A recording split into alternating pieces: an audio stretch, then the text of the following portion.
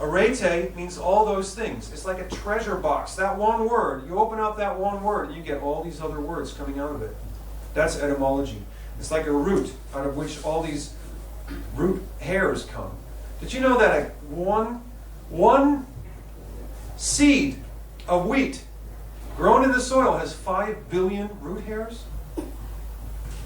It's phenomenal. But out of one word, you can get all these other words in a similar way. Arithmetic, aristocrat, ritual, ritualistic, righteous. All these words come from the Sanskrit ritu. And when you simplify it in Greek, it turns into re, or theoretical, right? So what does theory mean? God season. Season of God. Season of God, yes, but it also means something of a pattern that it allows us to understand God. That's what theory means. But the theory of evolution, it's an oxymoron.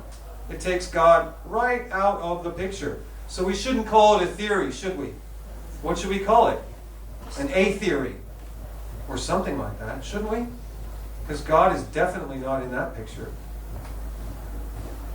God's always in the picture. And the goddess is always in the picture, whether we like it or not, whether we see them or not. But the principle is whether we choose to see the divine. Who can extract any picture of any experience in any moment of time throughout history and say that divine is not involved? Who can say that a moment is not sacred? Who can say that someone is not spiritual? No matter how we misbehave, we're still souls, aren't we? And a soul is not a material thing. And as soon as we understand a little bit of the soul, we understand the theory of Atma Tattva, which is Achintya Beta Beta Tattva. What does that mean? Simultaneous difference and non-difference. Say that a little louder, Dominic. Simultaneous difference and non-difference. Simultaneously different and non-different.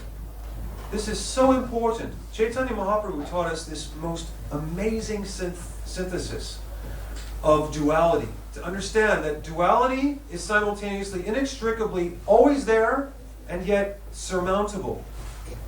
Can anyone give me an example of Achintya Beta Beta Tattva in our daily experience? Krishna Prem? Was it Krishna Prema? What's your name again? Prem Krishna. Can you give me an example of Achintya Beta Beta Tattva in our day-to-day experience? I'm thinking about it this time. I do not have immediate answer. How about if you take, I have a cup of water here, right? I'm going to drink it. Now the water's in me. That water is now part of me. But it's not me, right? My body is my possession, but it's not me.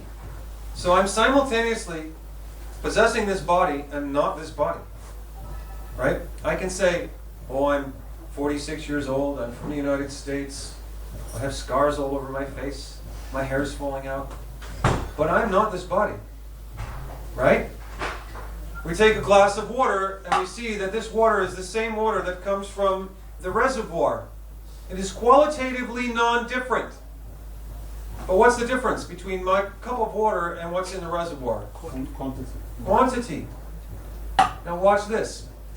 Have you ever tried to quantify a quality? Think about it. Can you quantify a quality? Please, think about it. Who here can quantify a quality? Am I talking over anyone's head? Lord Krishna. Lord Krishna can quantify a quality if he wants. Hare Krishna. But can we qualify a quantity? No. Yes, we can. We can always qualify a quantity. Okay, this is a quantity of peanuts. Say it's peanut shells. Who wants that? There's no quality there. But here is a group of souls who want to hear about Krishna. That's a quality we can describe. But we cannot quantify a quality, but we can always qualify a quantity. What does that suggest? And why am I talking about that? Because we are part of the God as soul. therefore we are a, let's say, a drop of ocean, and the ocean, for example, you are asking example, a drop of ocean is this in quality is the same as the ocean, and therefore we being the soul as part and parcel of the God. And the quality wise, if we choose to do so, we can. Whereas the God himself is a large spectrum of the same thing. Brilliant. Thank you. Prem Krishna? Same question. Well said. Can we see this beautiful distinction? That we are qualitatively non-different from the absolute truth. Now that's an essence that we see in all these different scriptures, don't we? I see it in many, many scriptures. That's another one of those beautiful flowers that we're hearing about in this verse. Every scripture teaches that we are children of God, don't they? What's another flower that we see in every scripture? A common essence. Lotus. Rose. Lotus. Yes? The lotus? Compassion. Compassion? Yes? Good? Pebhya? Right. Prayer. Excellent. That there is a dialogue between the absolute and the infinitesimal. There's a dialogue there. We call it japa, we call it bhajan, kirtan, we call it yoga, don't we? Other religions have different names for it, but that's in essence. Don't you see this? Isn't that a common truth? Anyone else have another example? What are these common truths that we see in every faith? Amaya? Death is ironic. Death is unreal. Don't they all teach that death is not what we think it is? If we're not the body, then death is something other than what science would have, isn't it? This is why science is hostile to faith. When I say science, I'm obviously talking about reductionistic science that doesn't include a conscious study of the self. Am I right? Is everybody with me? Yes. Am I preaching to the choir? Yes? Good. Now, what are we going to take with us after seeing this verse and hearing Krishna speak in this way? Anybody have anything to contribute? What is this beautiful nectarian essential honey that we can take with us today? Something that will bring... That we're eternally connected. That we're eternally connected. That we have nothing to fear. That karma... Also, here's another essential truth. Karma. The Buddhists talk about it in great detail. The Christians say, as you sow, so shall you reap. He who lives by the sword, dies by the sword. Yes? Mataji? What are other scriptural quotes that you can say that karma's there? Yes?